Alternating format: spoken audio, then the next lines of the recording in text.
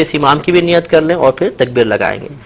نیت کرتا ہوں نماز جنازہ فرض کفایہ 7 4 تکبیروں کے، ثنا واسطے اللہ تعالیٰ کے، درود واسطے نبی کریم صلی اللہ علیہ وسلم کے، دعا واسطے اس حاضر میت کے، پیچھے اس امام کے، اللہ اکبر. یہ نیت ہوتی ہے. اس میں ایک چیز یاد رکھیں کہ نماز جنازہ میں 2 فرض ہیں اور 3 چیزیں سنت مؤکدہ ہوتی ہیں. ایک فرض تو ہوتا ہے آدمی کا کھڑے ہو کر نماز جنازہ ادا کرنا، قیام اس میں فرض ہے. بلا عذر بیٹھ کے پڑھی تو نماز نہیں ہوگی. ہاں کوئی بیمار ہے اس کے ساتھ شرعی عذر لاحق ہے تو بیٹھ کے پڑھے گا، اب ہو جائے گی. اور دوسرا رکن ہوتا ہے 4 تکبیریں. جنازے کی 4 تکبیریں فرض ہیں اور 3 چیزیں اس میں سنت مؤکدہ ہیں: ثنا پڑھنا، درود پاک پڑھنا اور میت کے لیے دعا پڑھنا. یہ 3 سنت مؤکدہ ہیں اور سنت مؤکدہ کا ترک کرنا 1-2 بار کیا تو برا ہے اور اگر عادت ہی بنا لیں تو انسان گناہگار ہوگا. اس سے معلوم ہوا کہ اگر ہم جنازے کے کم از کم 2 فرض پورے کر لیں گے تو نماز جنازہ ادا ہو جائے گی، اور اگر ہم یہ 3 سنتیں بھی پوری کریں گے تو کامل طریقے سے ادا ہوگی.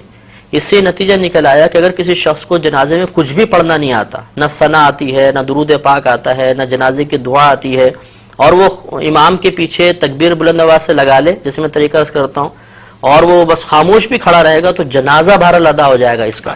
یہ ہے کہ سنت کے ترک کا اگر جان بوجھ کے کیا تو گناہگار ہوگا اور ثواب میں کمی آ جائے گی.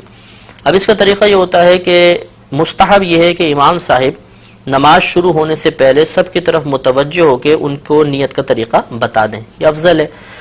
اس کے بعد امام صاحب تکبیر لگائیں گے، ہم نیت کر کے تیار ہوں گے، اللہ اکبر کہہ کر ہاتھ کو باندھیں گے. یہ مسئلہ یاد رکھنا بہت ضروری ہے کہ جہاں شریعت نے فرمایا کہ کہو یا پڑھو، اس کا مطلب یہ ہوتا ہے کہ اتنی آواز سے کہو یا اتنی آواز سے پڑھو کہ تمہارے اپنے کان تمہاری آواز کو سن لیں. اس لیے اب ہمیں تکبیر لگانی ہے اور جیسے پہلے بتایا کہ 4 تکبیریں فرض ہیں تو اس میں اتنی آواز بلند رکھنا بھی فرض ہوگا کہ اپنے کان اپنی آواز کو سن لیں. چنانچہ بعض لوگوں کو دیکھا ہے کہ ہونٹ بند ہوتے ہیں بس یوں.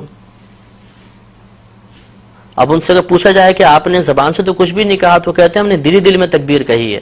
تو دل میں تکبیر کہنے سے تکبیر کا فرض ادا نہیں ہوگا. اس لیے امام صاحب تو بہت بلند آواز سے پڑھیں گے جہر کے ساتھ، ہمیں کم از کم اتنی آواز سے اللہ اکبر پیچھے کہنا ہے 4 تکبیروں میں کہ اپنے کان سن لیں، ورنہ فرض ادا نہیں ہوگا، اور فرض ادا نہیں ہوا تو یہ نماز بھی ادا نہیں ہوگی. اب اللہ اکبر کہتے ہوئے ہاتھ باندھیں گے، ہاتھ بالکل وہی نماز کی مثل باندھ کر سب سے پہلے ثنا پڑھیں گے. نماز فرض کی ثنا میں اور نماز جنازہ کی ثنا میں تھوڑا سا فرق ہوتا ہے. اس میں اس طرح ہم پڑھیں گے سبحانک اللہم وبحمدک وتبارک اسمک وتعالی جدک وجل ثناؤک ولا الہ غیرک.